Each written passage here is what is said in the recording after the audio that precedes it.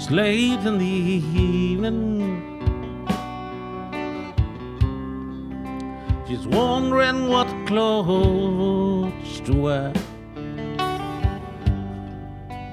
Puts on her makeup,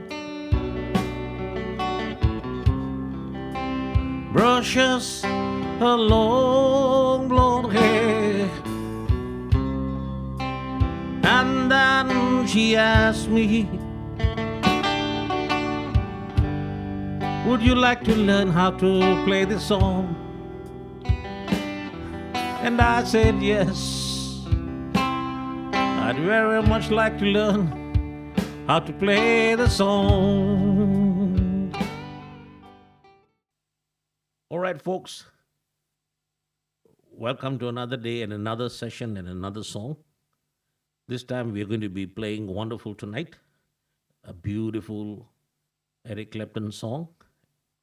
And I'll be showing you how to play it, how to feel it, and for those of you who sing, how to sing it and to do all of these right with the right feel. Let's straight away dive into playing the song. And I'll be giving you some chord charts to guide you along to the chords that you're going to play, as well as a lyric chart to guide you into singing the song with the correct emphasis of the words in the correct places. Many people sing the song or play the song, but they don't know the sections or the places to put the emphasis on, and so they don't get it quite right. The professional way is to place the emphasis where it is needed. So let's just go in and straight away go into the song. For the intro section, the chords are really simple. Here's a chart. And let me explain how I have structured the chord charts that you will see on the screen.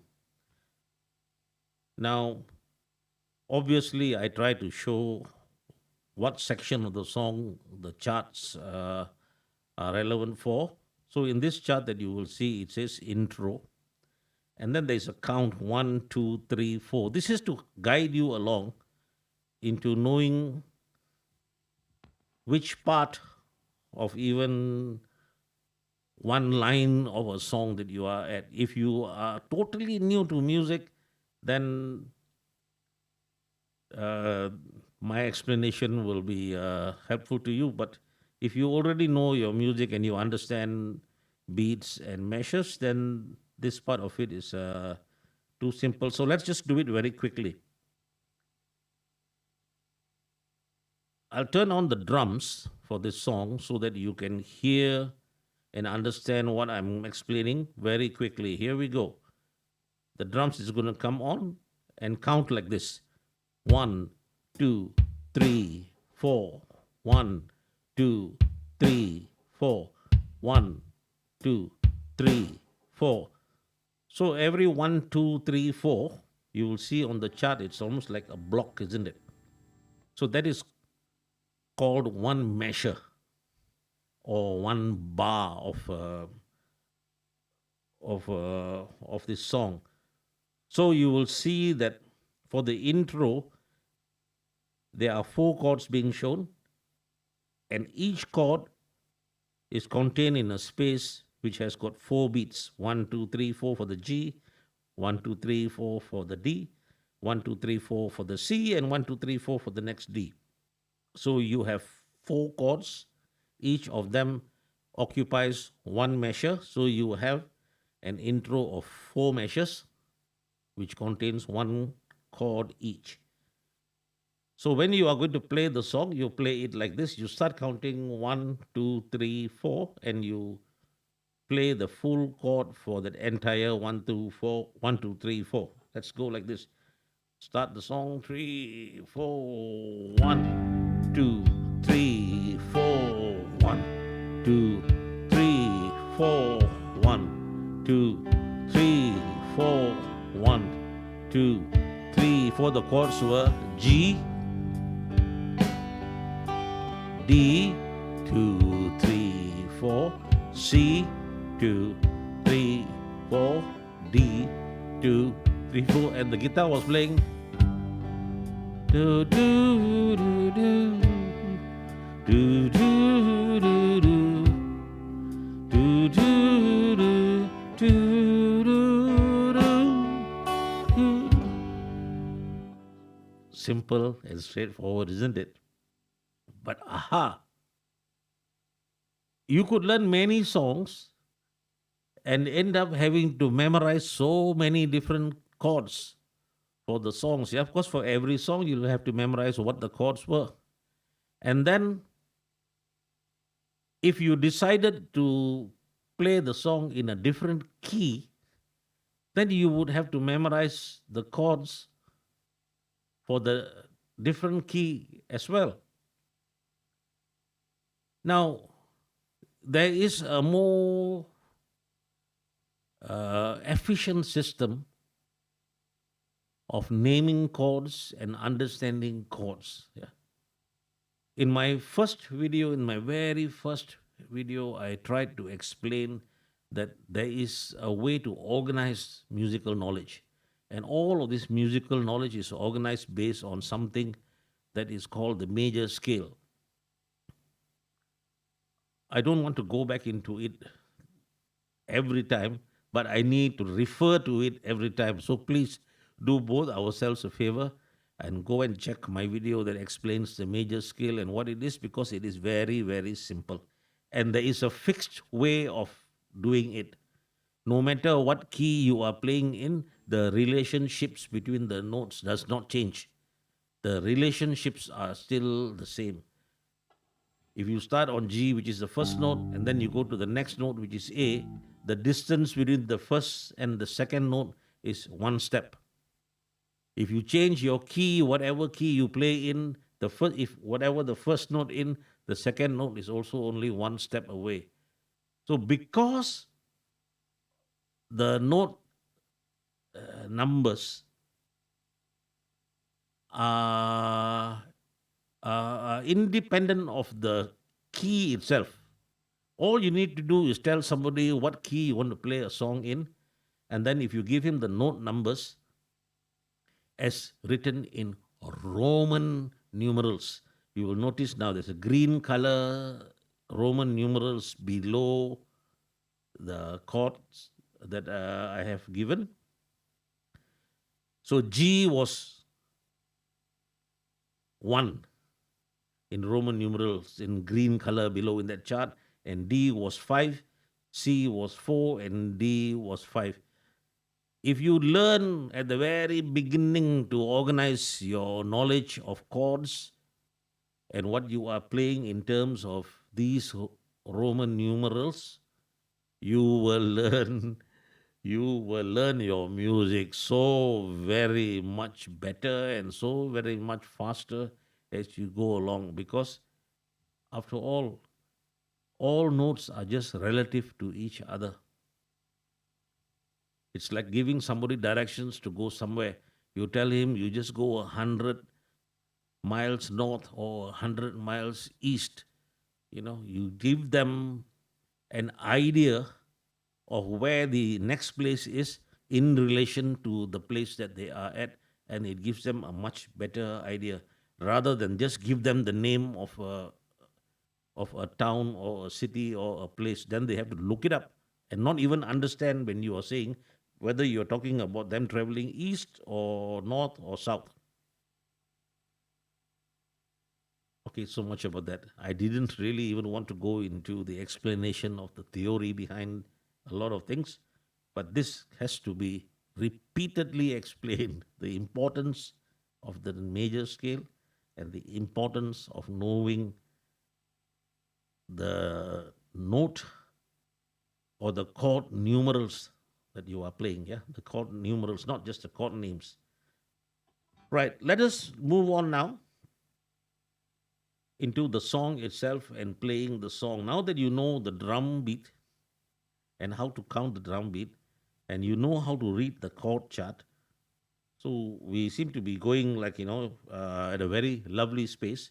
Let us straight away dive into the verse, the first verse of the song, where I'll teach you how to play as well as sing along. Many people enjoy singing when they are playing the guitar. Many people enjoy singing even if they don't play the guitar. And this is such a lovely song that if you want to sing, sing it right. If you want to play the guitar, play it right. So let us go in and try to play the verse. Here we go. Yeah, I'll give you the chords for the verse. The first chord of the verse is quite much like the intro. You're going to play a G. Oh, hang on. For you absolute beginners, you could be playing probably G like this. For now, it's immaterial whether you play or hold your chords one way or another. The important thing is just to be able to play these chords and to play and flow into the song. As you continue your journey into learning how to play the guitar, you can explore different ways of holding chords and then use whichever ones sound better for you. In the beginning, there is a bit of a strain in holding chords in many different shapes. You might find difficulty in squeezing the strings, in holding the string positions, which is why I always say when you are beginning to learn how to play the guitar, get a guitar with light gauge strings. You don't want to use heavy strings and hurt your fingers when you're learning how to play. You are just learning how to use the instrument. Your objective is not to make a loud sound for stadiums to hear, not yet anyway. All right. Now, we start off by playing the verse, and it repeats the same kind of chord structure twice. But when you do start to play, learn how to play with the emphasis of what you are doing on the correct spots. I show you what I mean. Here we go with the verse, yeah?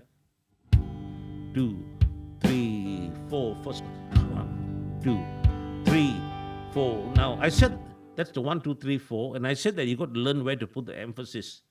Now, we all already know by looking at the chart that we're going to sing late in the evening, yeah? But you will notice that I have positioned the lyric words in red color, and they are not like, typed out evenly across the meshes. Looking at the first chord G, look at the count 1, 2, 3, 4, and you find that late only comes in at position number 3. This is the way the song groove comes in. You are not emphasizing the one beat, but you're emphasizing the 3. So if the drums go 1, 2, 3, 4, 1, 2, 3, 4. When 1, 2 is being played, even if you are playing on the guitar, you don't sing there. You don't like. Let's start again. Yeah, 1, 2, 3, 4. It's late in the evening. You're not gonna do that. You're not going to come in late on the one count. You're going to wait. 1, 2, 3, 4. Wait. 2. It's late in the evening. That's how the count goes. I'll play it out so you understand what I'm saying. But just notice that when I am singing, I am not starting to sing on the first beat. I start singing on the third beat. 1, 2, 3, 4. 1, 2, 3, 4. It's late in the evening. She's wondering what clothes to wear. Puts on the makeup, brushes her long blonde hair. I hope you understood that.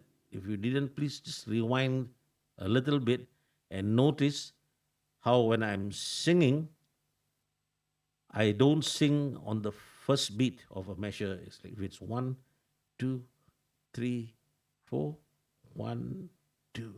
Late in the evening. So the word late is coming in, it's coming in late on the third count.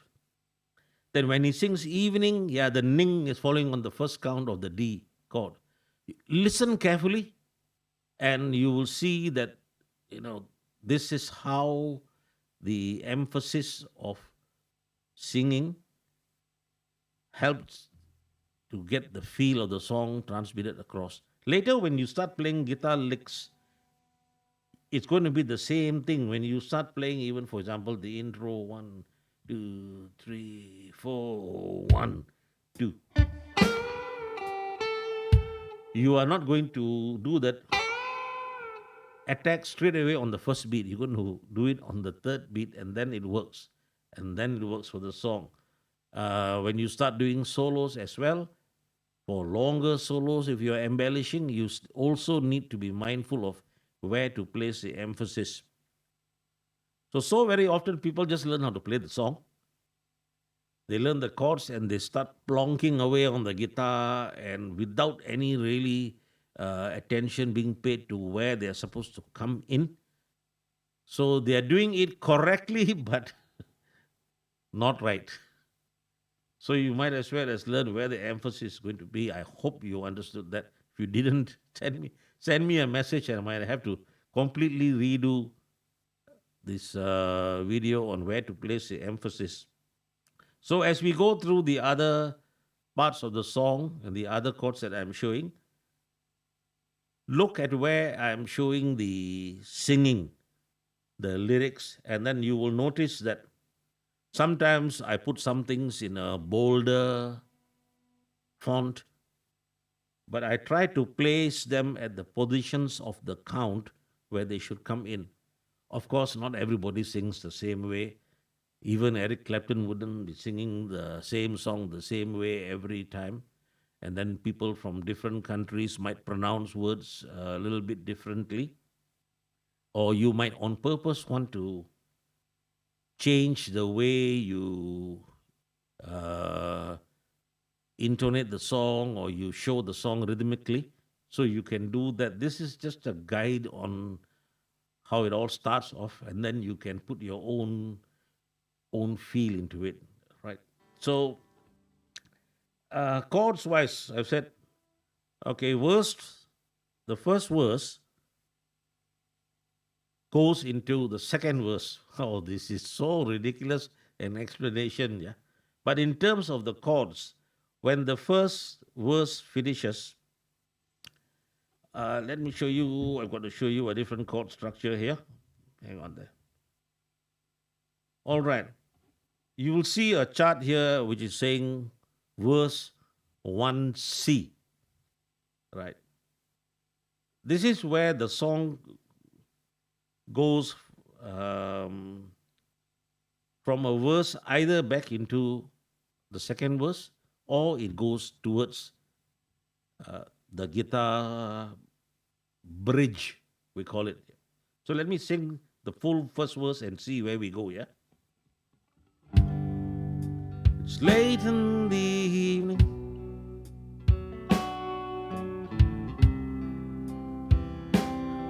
wondering what clothes to wear. Put some makeup, brushes a long blonde hair. Now 1C, yeah? And then she asked me, C chord went to D chord. Now here we go. Do I look alright? And I say yes. You look wonderful tonight. All right, pay attention to verse 1C, because this is where the chords lead towards either one thing or the other. They either lead back to the intro of the song, which then goes back into another verse, or it leads to a bridge, what we call the bridge of the song, which is sung a bit differently and then goes towards the solo. Now, in verse 1C, this when I say verse 1C, there is no real verse 1C in the song. It's just the third line of the verse, yeah.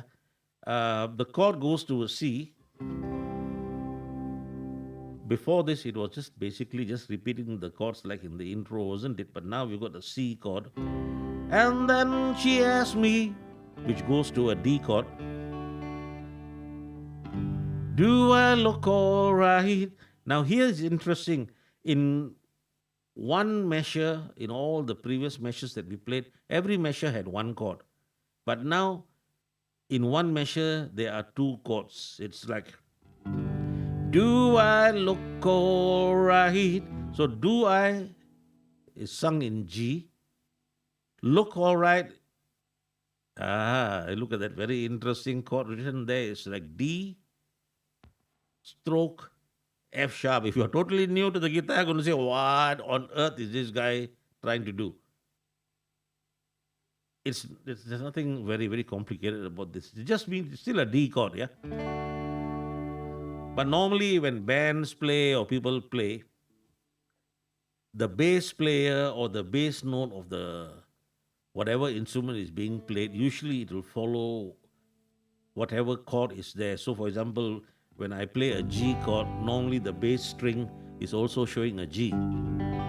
But sometimes for some songs, what the songwriter does is he says, no, when you come to this chord, don't play the normal bass note that you'll be playing, but play this specific bass note. So in this case, instead of playing a D chord, it's nicer if you could play the D chord, yes, the D chord, but instead of leaving the bass note to be a D bass note, which is still perfectly all right for the purposes of this song, yeah?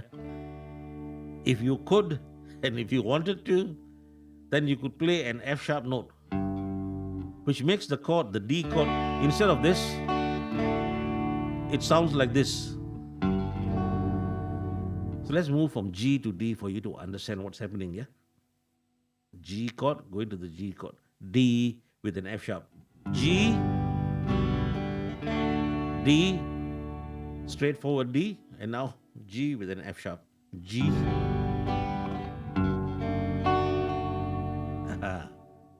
Sounds a bit different.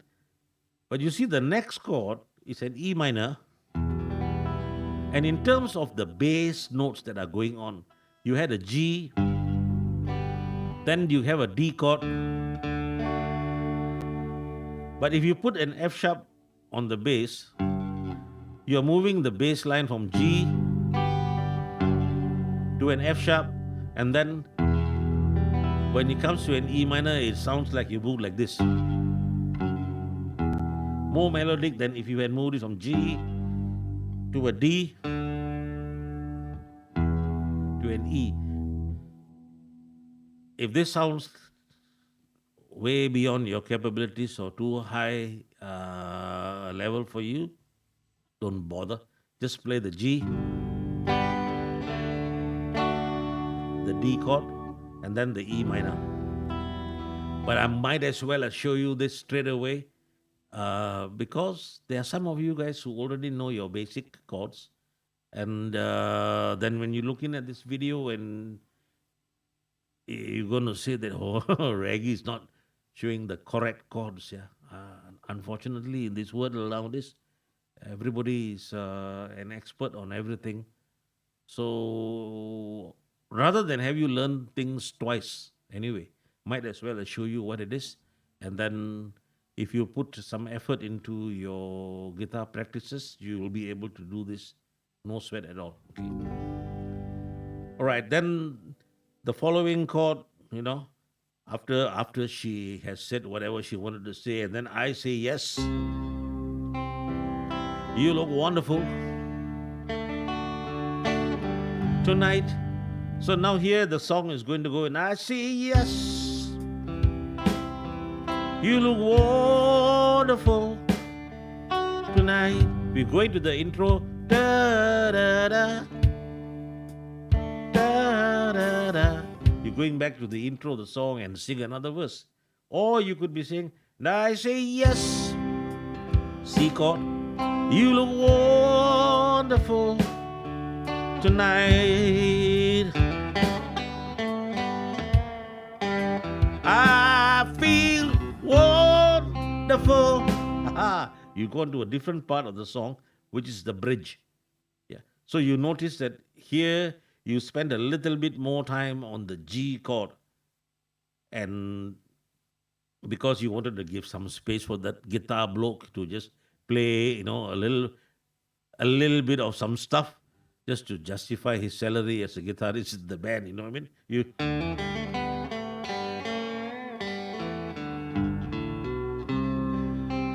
It's all nice, but if you're just playing the guitar and strumming around and you don't want to be bothered, you don't have to do. You just I say yes. You look wonderful tonight. I feel wonderful because I see the love light in your eyes. Again, the two chords there. And the wonder of it all is that you just don't realize how much I love you. And then the song goes on into a solo, which is just repeating the same chords as the intro. So I suppose if you wanted to say that there was a tricky portion in this song, the tricky portion will just be this verse 1C and going into the bridge, because you come to a place where you are actually playing two chords in one measure instead of just one chord per measure. But hang on, folks, it's not difficult at all. Yeah, if you ignore the chord that says D with an F sharp bass, if you ignore that part and just play the D, then it's just so simple. Yeah, then it's so simple. When you came to verse 1C, and then she asked me, do I look alright? I just played the G, the D, the E minor. I say yes. You look wonderful tonight. Excuse me. And that was for the verse.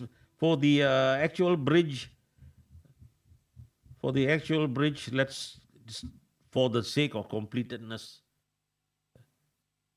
let's just play the whole bridge again, yeah, with the count of 1, 2, 3, 4. Okay.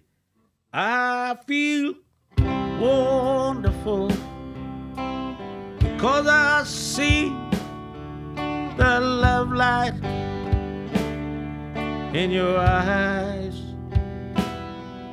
and the wonder of it all is that you just don't realize how much I love you. And that's it. This time I didn't even bother to play the D over F sharp chord, because I thought, why do it? And then some of you guys feel rather left out of it, so we'll play it without that tricky bit thing there. It doesn't really take away the beauty of the song.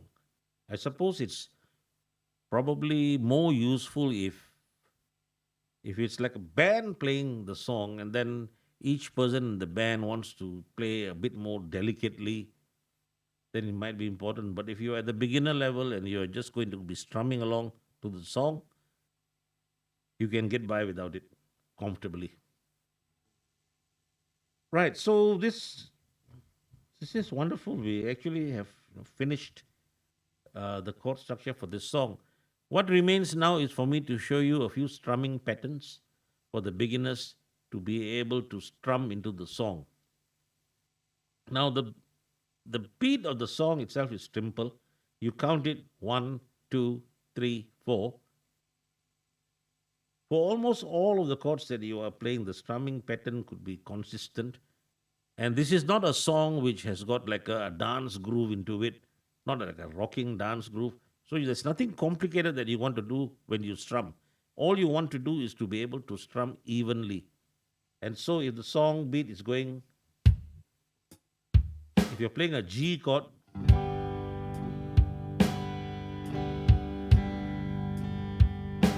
you could just play all downstrokes if you are a total beginner, or down, down, up, down, down, down, up, down, 1, 2, 3, 4. Since I said that the vocals guy is going to emphasize on the third beat, you could do an upstroke on the third beat, but don't do it extra loud. Don't do it like in 2, 3, 4, 1, 2, 3, 4. You don't want to do the third beat loud because now you're making it percussive, which is not what this song is about. This song is not about percussiveness in the playing. You just want to play it evenly. So I suppose if you're only going to play the rhythm guitar, you are using this song to practice holding chords and playing evenly. If you are also able to play the lead guitar, then you have to practice playing this song and putting the emphasis where it is needed on the guitar. In other words, being able to come in and put a bit of emphasis on the third beat. If you are somebody who knows a bit more advanced chords, then you can also practice this song and hold your chords with the alternate bass. Remember, I said the D with an alternate bass, which is like the F sharp in the bass. If you can play bar chords, you can also experiment with holding the chords of the guitar uh, with bars, a mixture of bar chords and open chords. Then, when you are strumming, you can employ a whole variety of different strumming patterns for the song, but you have to be consistent within the song. In other words, don't try like 20 different kinds of strumming patterns in 20 different places in the song because you're going to confuse the audience.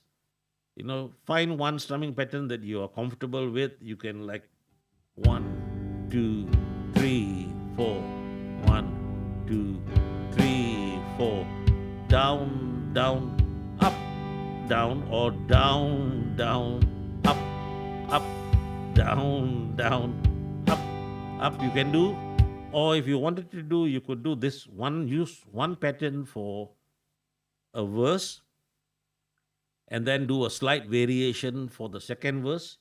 And when you came to the parts that were switching with two chords in one measure, remember during the bridge and the tail end of the first verse, the one that I call 1C on the chart, when you went to, and then I tell her, what she said, do you feel alright? So instead of just doing that simple thing, you could, and then she asked me, do I feel alright? You could, at that point, just flick upwards a little bit stronger than you normally would on the third beat, just to give it a bit more of emphasis. You got to experiment depending on your own abilities and your own level of playing, and then what sounds nice to you. At the end of the day, it has to sound nice to you because if it doesn't sound nice to you, there's no point in doing it. You don't want to be playing just to sound nice to others. Of course, people will give you opinions, or if you go for guitar classes, somebody might guide you and tell you that, hey, that is not so nice. This other way is nicer. And if you're learning, then you have to be open minded about it and go and try what your instructor is saying, or what somebody else who you think is more experienced than you is saying. But after you have tried out what they are saying, if it doesn't work for you and you find something else feels nicer, got to just do what is nice for yourself. That perhaps later at a different stage in your journey to learning the guitar, you'll be able to understand why others are saying that other method was nice, or you'll be able to come up with some other method of playing yourself. Right. Now, so I don't have to show you guys many methods of playing the strumming patterns. In terms of the guitar solo and guitar licks, you can try all sorts of things and patterns. Don't just, if you are a lead guitarist or you're a guitarist learning how to play the lead, don't just play the repetitive intro pattern that Clapton plays. I mean, he's already made it a signature thing, but you don't want to have a million people all over the world only playing that. Yeah. So when you play the song, when there's a time to do a guitar solo, try your own feel into it. Yeah, or try your own melody in the solo. Just keep mindful of the fact that the emphasis might not want to be falling on the one beat all the time. You want to emphasize on the third beat, then once in a while bring the emphasis back into the first beat. So let's just try a little bit of a guitar solo that those of you who are into guitar soloing can try, while others practice just playing the intro chords. The solo is just all using the intro chords. Yeah, 2, 3, 4. 2, 3, 4.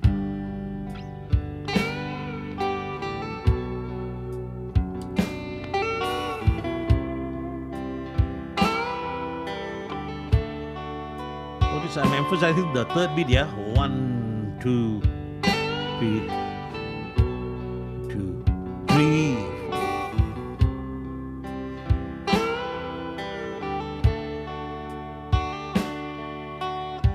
You can try a solo of your own thing.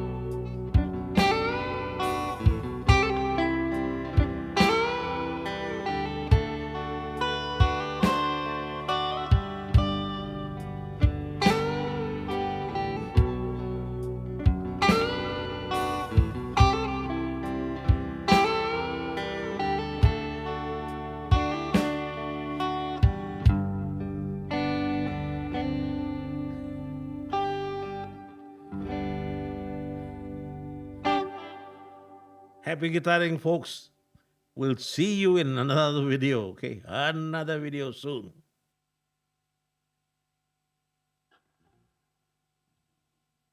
And go learn the major scale.